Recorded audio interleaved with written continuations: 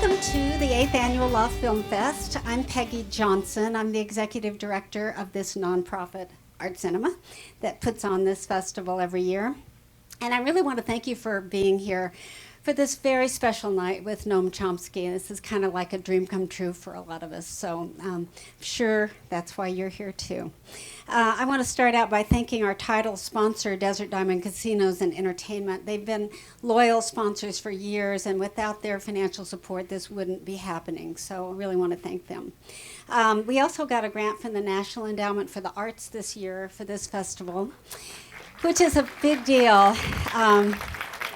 They only gave 66 grants in total for film-related things, and very few of them were for just general film festivals. So we're in pretty good company there.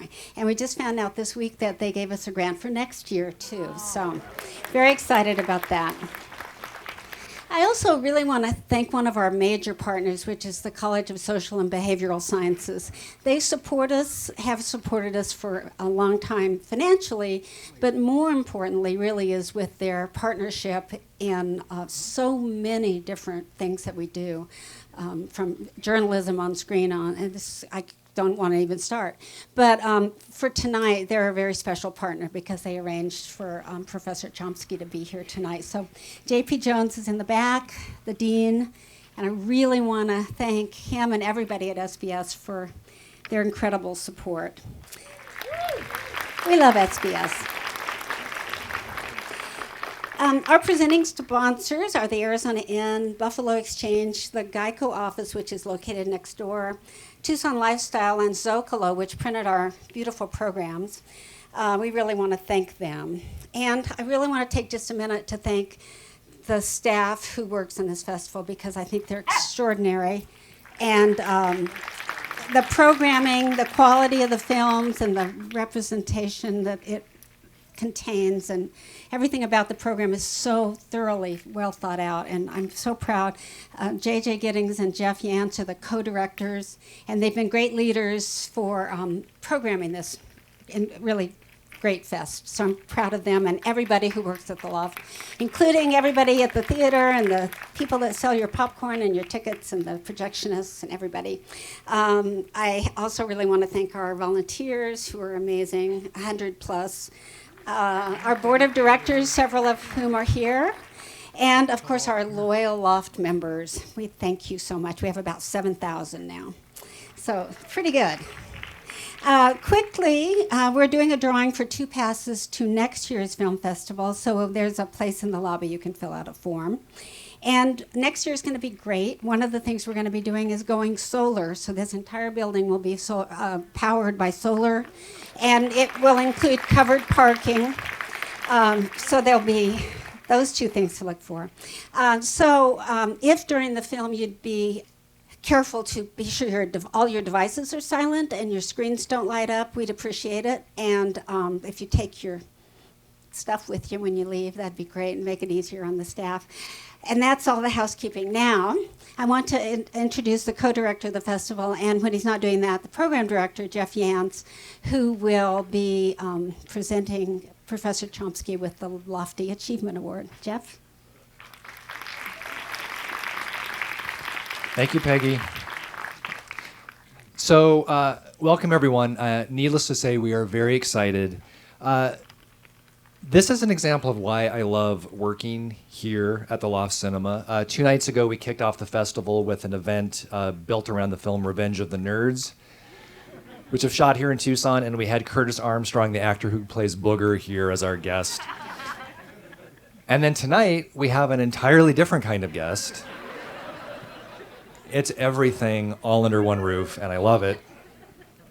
So tonight, we are honored, we're excited, and just thrilled to have the world-renowned author, activist, intellectual, and movie star, Noam Chomsky, with us. Yep.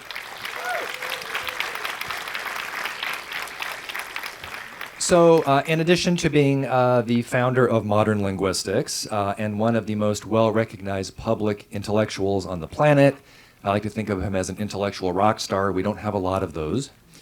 And having appeared in over 25 films, he is now also officially a Tucsonan, which I think is great.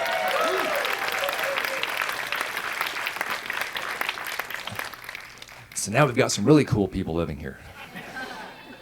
So he, of course, joined the University of Arizona faculty this fall as a laureate professor in the Department of Linguistics in the College of Social and Behavioral Sciences. He also holds the title of Agnes Nelms-Houry Chair, sponsored by the Agnes Helms-Houry Program in Environmental and Social Justice at the U of A. And now he's here at the Loft Cinema, and I can't wait. So would you please give a warm Tucson welcome to our newest Tucsonan, Noam Chomsky.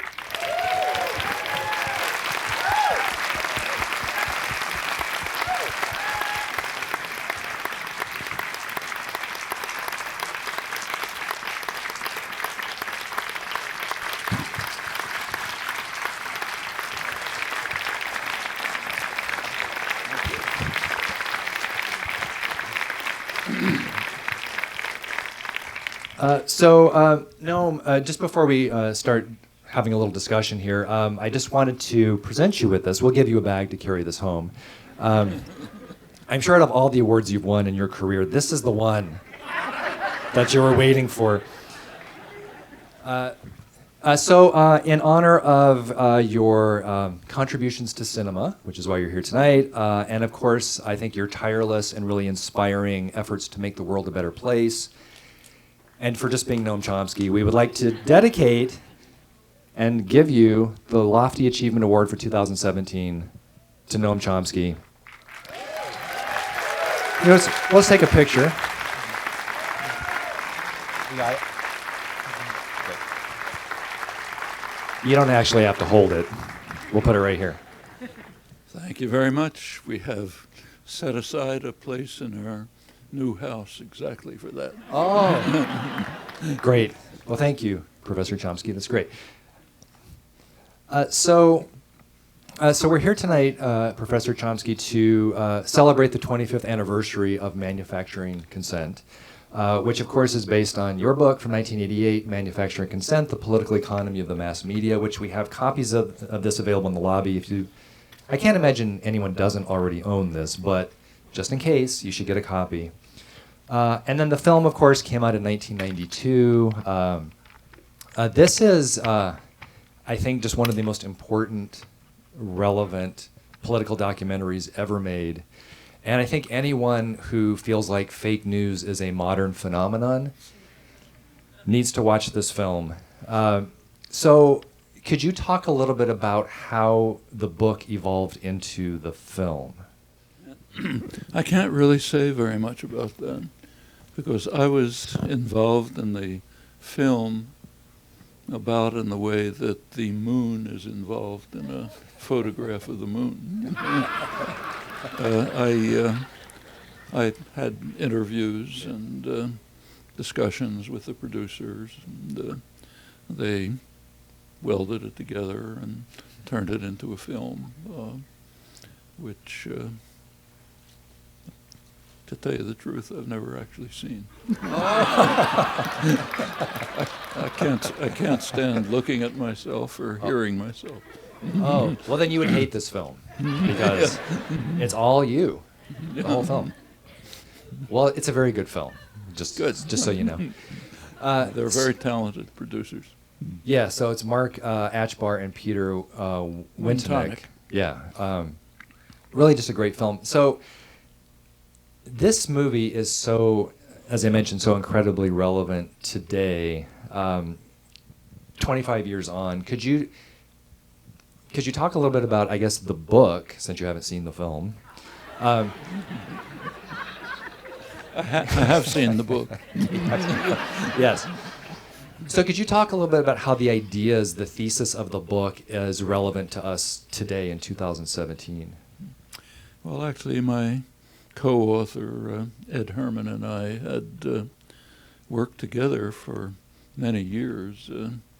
Actually, our first book is perhaps relevant to the film, and the actual book was about 1971, I think, and it had an interesting history.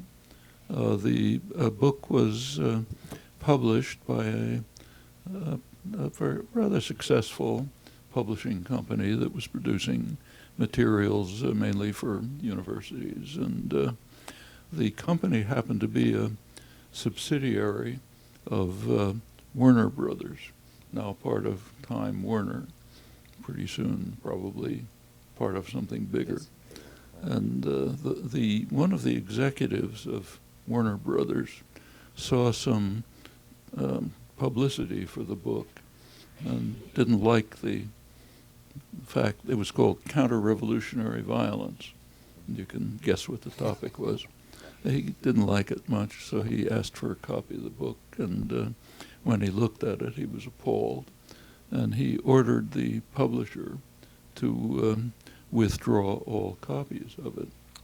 And when they refused, he simply put the publisher out of business, literally. Kind of interestingly, there was not much reaction to this. It was considered legitimate because it's not an infringement on freedom of speech. The people who speak up for freedom of speech, Nat Henta, ACLU, didn't see any problem. It's private enterprise, and of course, private enterprise is entitled to do whatever it likes. Well, that's actually relevant to the book, because one of the, Ed, my co-author, is a professor of finance at the Wharton School. His main professional field is corporate power, corporate control. I've written some of the main books on that. And the two of us decided to try to do an analysis of the factors that enter into choice and framing of news in the major media.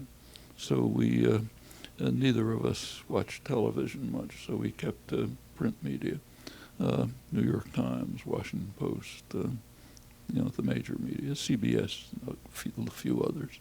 There was no CNN in those days. One of the factors that we think enters into determination of the framing, structure, choice of news is simply ownership. These are corporations which are in business. Their business is to sell a product to a market, like any corporation. The product they sell is you, and they sell it to advertisers, to other big corporations. So what you have is a system structurally which is one of major corporations, in fact parts of mega corporations, selling people to other major corporations. That already suggests what you might anticipate the character of the product would be. It would meet the needs and demands of the sellers and the buyers. And we then considered several other factors that relate to this same issue, the very close interaction between the corporate system and state power, which is extremely intimate. So there's a reflection of state power and its propaganda needs and so on, and a few other things. And from that we developed a model of what one would anticipate if you say we were a Martian looking at this system. What would you anticipate the media products would be? And that's the first chapter of the book, and the rest is illustrations of how it works. And we didn't want to bias the choices, so we picked examples of which the media were most proud, the things that they thought were their major successes, and tried to show you can look and see if you think the demonstration is successful, that we tried to show that, in fact, the predictions of the model, which are quite simple. It's basically a kind of a guided free market model of the kind that economists take for granted. See if these actually work out. We have also done the same thing in quite a few other cases. Several books on political economy of human rights, several volumes in which we again studied media analysis of different situations and sought to show that we asked whether and sought to show that in fact it conformed to the same natural expectations. Incidentally, this is not really a critique of the media, so it's nothing like the fake news business. In fact, in this book, Manufacturing Consent, the last part of the book, maybe about a third, is actually defense of the media from criticism by the liberal monitors, Freedom House, who launched a major assault against the media, a couple of huge volumes that they published, trying to show that the media were unpatriotic and were responsible for losing the Vietnam War. So what we did was go through probably the only people ever. It was a lot of publicity for this, Freedom House, big institution. The author was a famous journalist, Peter Braystrup. But I suspect that we were the only people to actually take a look at the two volumes. The first volume was the charges against the media. The second volume was the documentation. And when you go through the documentation, you find it completely refutes the charges. In fact, so it's a kind of defense of the media, but journalists hated it. It was first published in an article in a journalism review, and journalists were very upset by it, and they didn't like the whole idea. And the reason was, what we pointed out was that, contrary to the criticism, the journalists, the correspondents, especially the foreign correspondents, were doing a very honest, serious, courageous job. They deserved a lot of respect for what they were discovering and producing. However, they were doing it within an ideological framework which was highly supportive of state power and ideology. Actually, it's not so different from the Ken Burns film that just came out.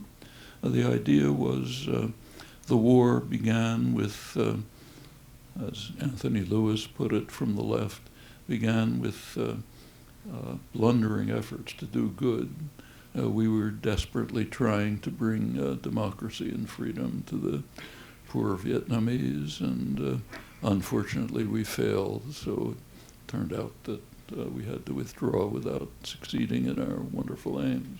That was the framework. And within that framework, they did an honest job of describing what was going on.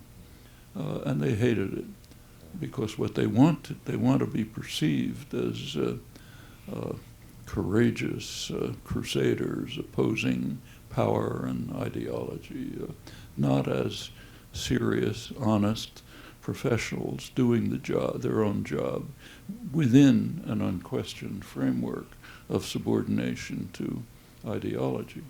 Of course, the war never started with blundering efforts to do good. It started with quite purposeful and understanding efforts to prevent independence and freedom for a former French colony where the U.S. took over the imperial role. And in fact, the truth of the matter is it wasn't a lost war. The U.S. succeeded in its major objectives. Ed Herman and I are maybe almost alone in arguing this, but I think it's correct. If you look back at the original objectives, we have now a ton of internal documents that have come out, Pentagon Papers and others. It was pretty much what you'd expect. It's the normal imperial commitment. It was put pretty well by Henry Kissinger. Not my favorite person, but he says some things quite accurately. What he pointed out is that a leading principle of policy must be to detect viruses that might spread contagion and destroy the virus and prevent contagion from spreading. The virus is independent nationalism that might succeed, and the contagion is others might be in similar situations, might be tempted to follow it. So what do you do when you have a virus that's going to spread contagion? You destroy the virus, you inoculate the potential victims. the way to do it is by instituting vicious and brutal dictatorships which will repress any threat that the thought of successful independence might spread. And the U.S. did that very successfully. Indochina was destroyed, not a model for anyone, not going to spread anything. The surrounding region, the U.S. succeeded in installing murderous dictatorships in every relevant country, Thailand, Philippines. The great success was Indonesia. That was considered the major concern. Vietnam itself, nobody cared much about, but Indonesia had rich resources. And in 1965, a magnificent event took place. There was a military coup supported, backed by the United States, helped implement it, which carried out what the New York Times called a staggering mass slaughter. Time magazine devoted an entire issue to the boiling bloodbath, which was praised because if you read the main liberal columnist of the New York Times, James Reston, he called it a gleam of light in Asia. And the editors of the Times praised the U.S. government for keeping its own role in implementing the staggering mass slaughter quiet, not making it public, so that the Indonesian moderates, as they called them, who carried out this great achievement, would be able to get full credit for it without having to any indication that they were really just being helped and manipulated by the United States. That was the general reaction at the time. It's quite interesting that just recently, you may have seen, government archives were released, some government archives on the U.S. role in the Indonesian massacre. And it was reported in the press, not pretty adequately, with one crucial exception. They didn't mention the fact that they knew all the time, right at the beginning, that the U.S. government was directly involved, and they praised it. They thought it was wonderful, because this ended the threat that the contagion might spread. In fact, McGeorge Bundy, who was National Security Advisor for Kennedy and Johnson, later, in retrospect, argued that the Vietnam War should probably have been ended in 1965, when this massacre took place, because by then the goals had been achieved. That's the story. It's not the story you get in the media. It's not the story you get in Ken Burns' documentary. So the picture is that the journalists on the scene are serious, honest, courageous professionals, working hard, taking real chances, discovering all sorts of things, giving us very valuable news, not fake news, but doing it within a framework of ideological subordination, which is quite extraordinary. And we tried to show that in case after case. So it's not really a critique of the media. It's an analysis of how a society that is permeated with intensive propaganda internalizes and perceives the events of the world. And incidentally, the United States is rather different in the way it perceives these things from other countries. So one thing that you haven't read in the American press is that there are international polls taken by the leading U.S. polling agencies, Gallup polls, which ask all sorts of questions about international opinion. And one of the questions they ask is, which country is the greatest threat to world peace? Guess what the answer is? In fact, nobody else is even close. Way behind in second place was Pakistan, and that was inflated by the Indian vote. And the countries that we call the major threat to world peace, like Iran, were barely even mentioned. But that's just the world, and there's no reason why people here shouldn't know anything about that. So that's not the kind of news that's fit to print. Just like the reasons for the invasion of Vietnam and the basic success in achieving the fundamental goals. But I think that's what we investigated in a pretty wide range of cases. Well, it's interesting reading reviews of the book from the time. The word conspiracy theorist was thrown around a lot. When to me it seemed like a very fair and balanced look. So how did you and how do you respond to those kind of critiques? Well, I would ask, suppose that General Motors is trying to make a profit next year, and they make plans and they decide what to produce and they produce advertisements and so on. Is that a conspiracy?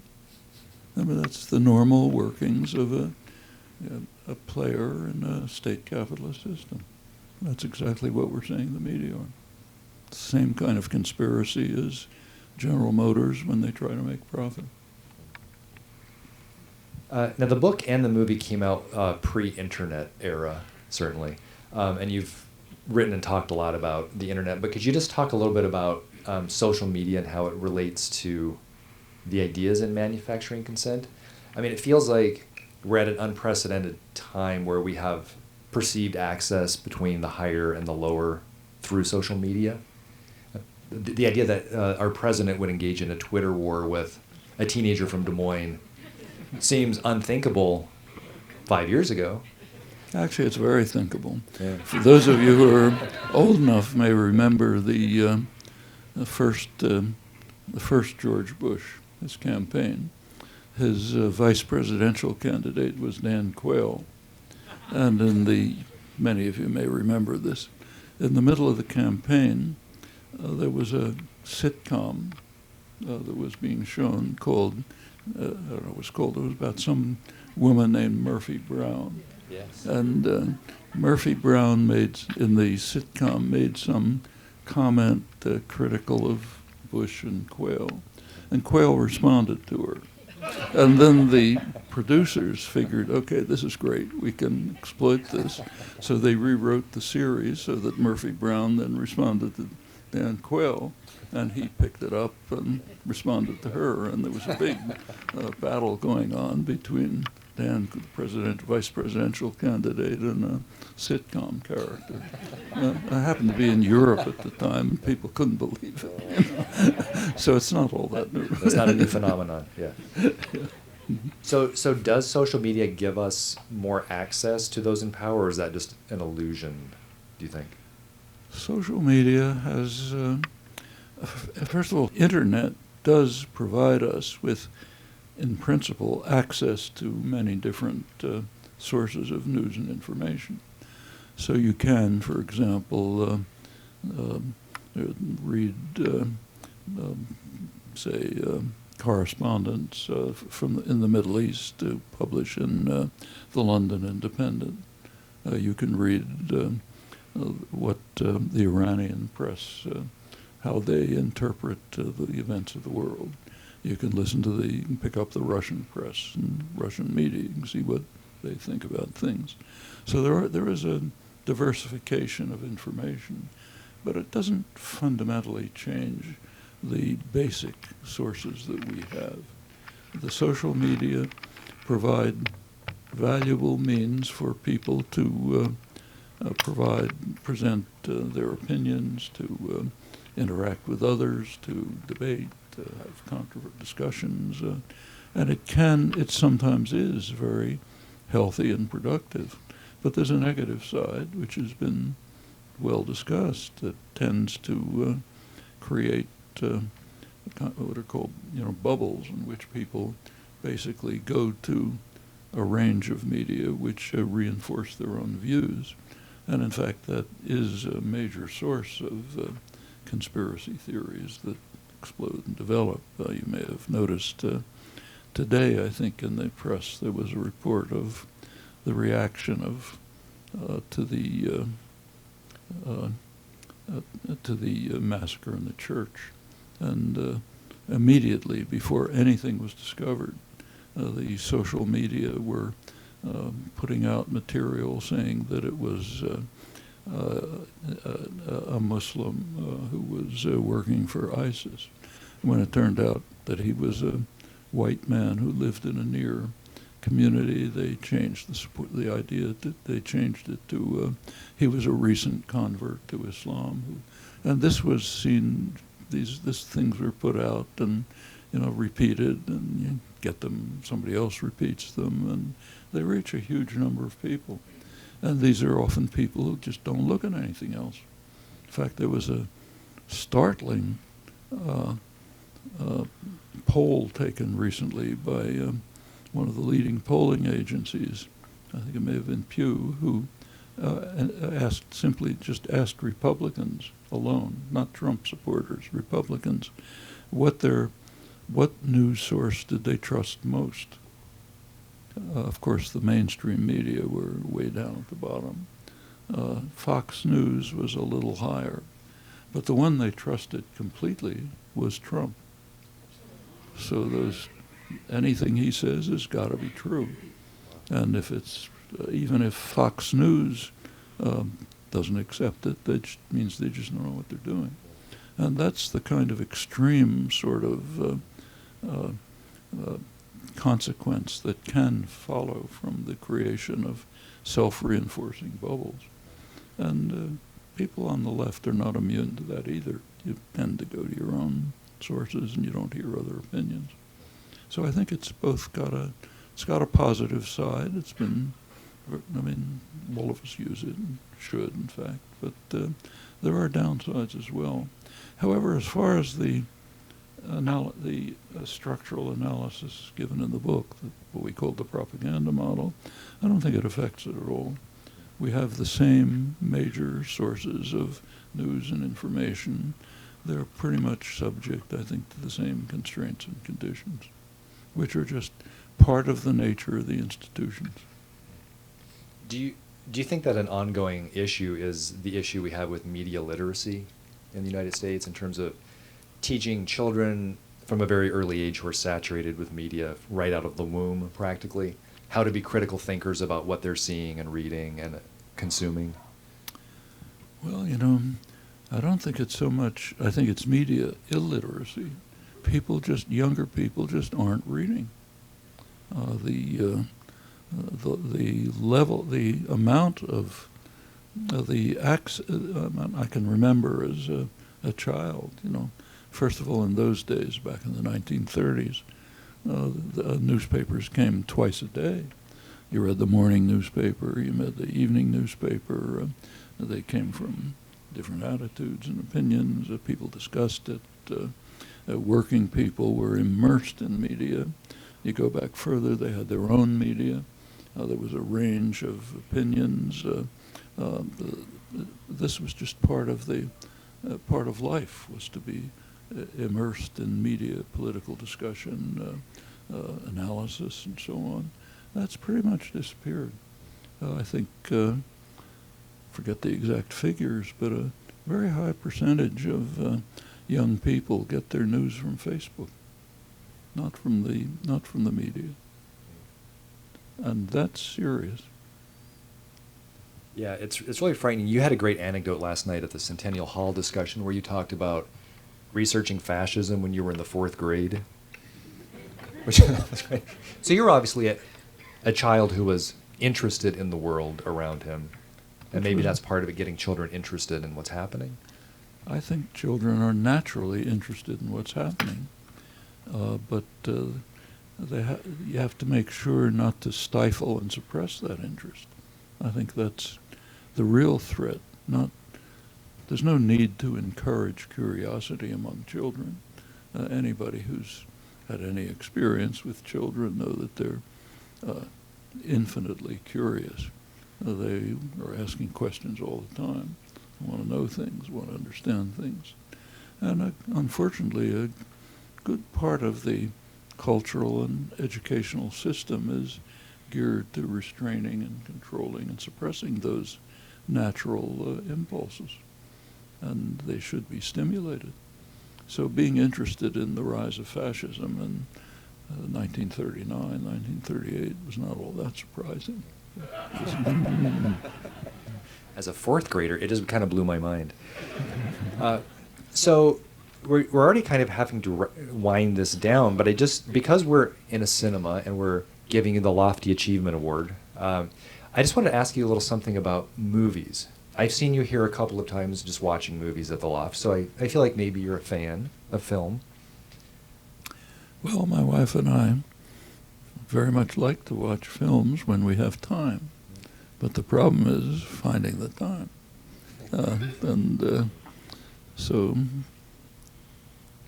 we're hoping to become regular attenders at the Loft, so you'll see us around.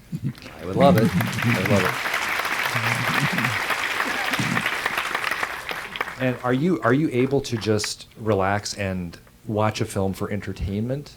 Oh, or are you sure. always thinking about how the ideology is being constructed through the narrative? Anything but.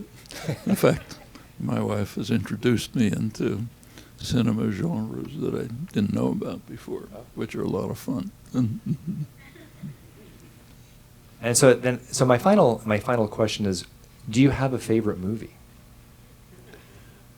Well, there's one movie that I did sit through twice. Couldn't. City Lights, Charlie Chaplin, City Lights. Yes. And I've watched it again since. I thought that was... It's one of the greatest closing shots of a film ever. Oh, yeah. Yes. If anyone's seen it, they know. And did you see Captain Fantastic by any chance? Actually, we haven't seen that. Oh. We came close. We had plans to do it, but actually, Tom Bever will understand this. We met a close friend of all of us, Morris Alley, and we were going to go out to see the film, but we just got involved in a discussion and never went. For those of you who haven't seen it, the characters celebrate Noam Chomsky Day instead of Christmas. And it's great. It was very inspiring, which we should all do. Celebrate Noam Chomsky Day. Thank you, Noam Chomsky. Thank you, everyone, for coming.